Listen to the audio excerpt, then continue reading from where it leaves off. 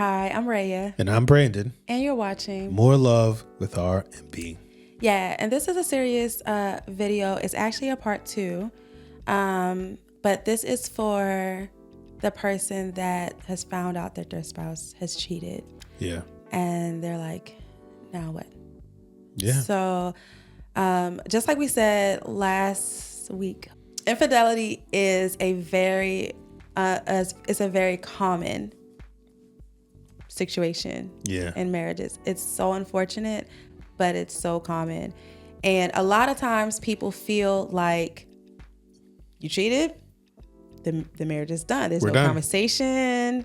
There's nothing to be had. Let's start the divorce proceedings. There you go. There it is. However, it doesn't have to be. There are still couples that love one another and hate this infidelity, but they want to make it work. And if that is you, thank you so much for joining us. And we're hoping that these tips that we give can actually help you fight for your marriage. Yeah. Like we said in our previous video, these tips that we're giving you aren't just random tips that we came up with or tips that we found online. These are specific tips that we either saw in other couples or they shared with us when they went through infidelity and fighting for their marriage and they were on the other side of it. Or these are specific tips that we helped other couples walk through, and now they're on the other side or getting to the other side, and they are experiencing a healthy or healthier there it is marriage because of it. So these are tips that we feel like can work if you work it. Agreed. Okay, so we want to give you some tips. Grab your pen, get ready, and we hope this helps. Sounds good. The first tip that we want to give you, if you experience a spouse that has cheated on you, is be honest. Yeah. Be honest about how you're feeling. And sometimes it's difficult. You're probably shocked. You may have had an inkling, but when it finally hits you, you are shocked. You're shocked that you're going through it. You're shocked that you're experiencing it. You may even be shocked that your spouse has done this.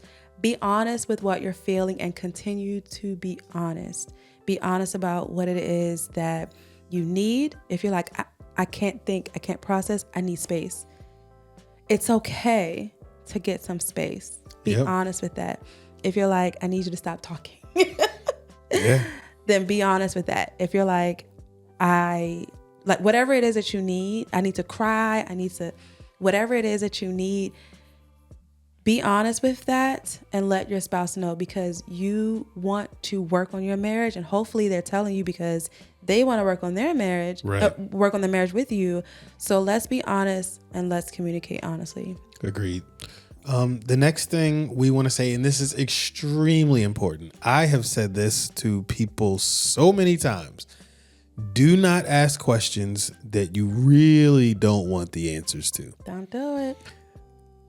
Only y'all can determine how much of the entire situation needs to be discussed.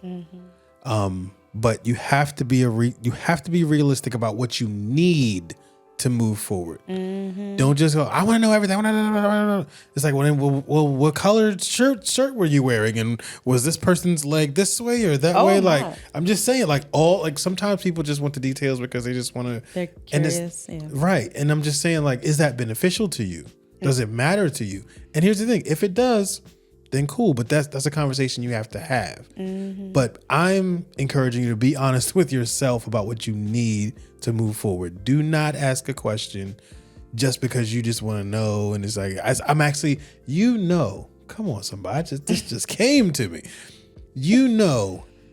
If this person answers this question a certain way, it's going to make you even madder. Look. If you asking this question and them answering in a certain way is going to actually push you further away from them. You know that already. So be very wise about the questions that you ask. If you need to know everything, then cool, ask. But just be mindful of asking questions. Don't ask something that you don't want the answer to. Look, okay, that's so true. The next tip that we want to give you is be very careful about who you tell. Ooh, I just got chills. Okay. this situation happened already because your spouse has let the wrong person into your marriage. Okay, that's the infidelity. Letting more people into your marriage because of this trauma can make it worse for you as far as healing the marriage. So the only people that you should be telling are people that you know can help you guys heal. Not someone that's going to have your side and be like, I can't believe you better. No. Do you want to see us together? Then help me. Yeah. I need you to come alongside me and him, me and her.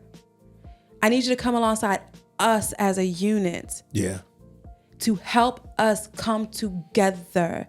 If you know that they're not going to do that, do not tell them. It's not their business. I don't care if they're your sister. I don't care if they're your mama. There it is. I don't care if it's your best friend. If they're not going to help you, they don't need to know. And kind of piggybacking on that last point, don't make this harder than it has to be. Okay? Yeah. Don't seek revenge. Don't shame. Don't allow other people to shame your spouse. This is all about healing. This is all about bringing in things and people to help heal your marriage. Making your spouse pay for what they did, making your spouse feel the hurt that you felt is inflicting hurt on your spouse. How does that help heal your marriage? I'm not belittling how you feel. I understand the hurt. And I even understand wanting your spouse to understand what their infidelity did to you, but it doesn't help to inflict hurt and shame or allow other people to inflict shame. That doesn't help. It actually causes a divide. So be very, very careful about the things that you're doing and why. Everything that you do should be to heal. This is tough. So write this down, put a sticky and put it somewhere where you can see it. This is not about getting even. This is not about making them pay. Yeah. At all. This is about moving forward and healing to save your marriage at all costs. Agreed. The next thing we want to tell you guys is that therapy, counseling, marriage community, all of it is a must. You cannot do. It's funny because we had a video from like years ago where I said you cannot do this alone. You can try, but you can't do it alone. You remember that? It's literally verbatim. That's literally what I said. You cannot do this alone.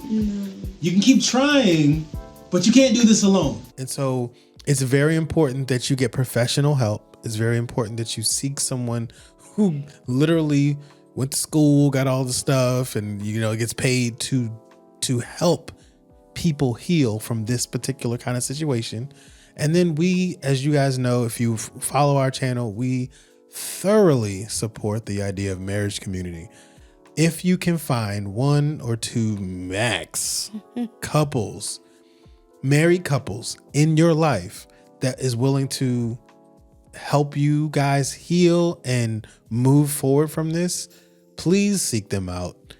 Just like we said earlier, you got to be careful who you tell. You have to be able to tell married couples that you trust, because those are the ones that are going to actually help you move forward. And that's what you want. You want someone who's going to say, you know what, this is unfortunate, but we got you guys. Like, Absolutely. We're here to check in on you. We're here to, call you, text you, hold you accountable, all the things. Absolutely. This is the last tip that we have for you. And this is something that is so important. It can literally make or break the healing process. You have got to focus on the positive. Yeah. I know that you're going to want to protect yourself. I know that you're going to be guarded. You're going to be looking for any signs that this might happen again.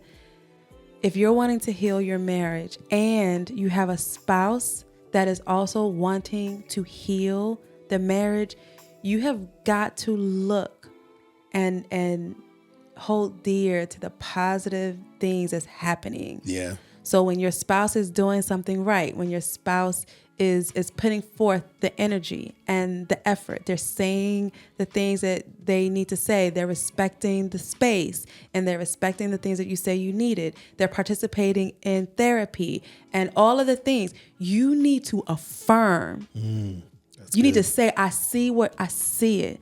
I see that you're putting in the work and the effort, and I appreciate it. And hold on to that positive thing. It is going to allow you to be consistent in the healing. It's going to allow you to feel the connection that was severed. Yeah. And it's going to allow you to let go of the hurt so that you can move forward. If all you're doing is focusing on the negative, or whenever there's arguments, which there will be.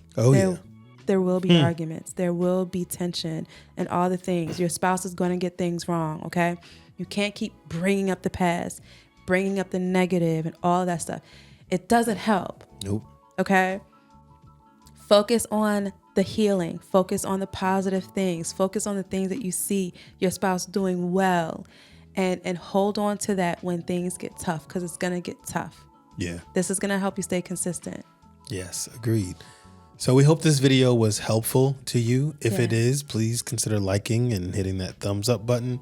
It really helps the channel. And we also hope that you subscribe to the channel and see what else we got floating around here. We do have the other part of this video. If you have not watched that, if you're just clicking on this and you see the title, we actually have a video for the person who did the cheating. So we hope that you guys will collectively work on this and watch both videos. Yeah, and if you know anyone who is dealing with infidelity in their marriage, please send both the videos to them. This could save their marriage. Yeah. So please be willing. I know it's a sensitive topic. Please consider sending the video to them. Yes. Yeah. So we really appreciate you guys checking this video out. So Yeah. thank you so much, and we'll see you guys later. Yeah. Bye, guys.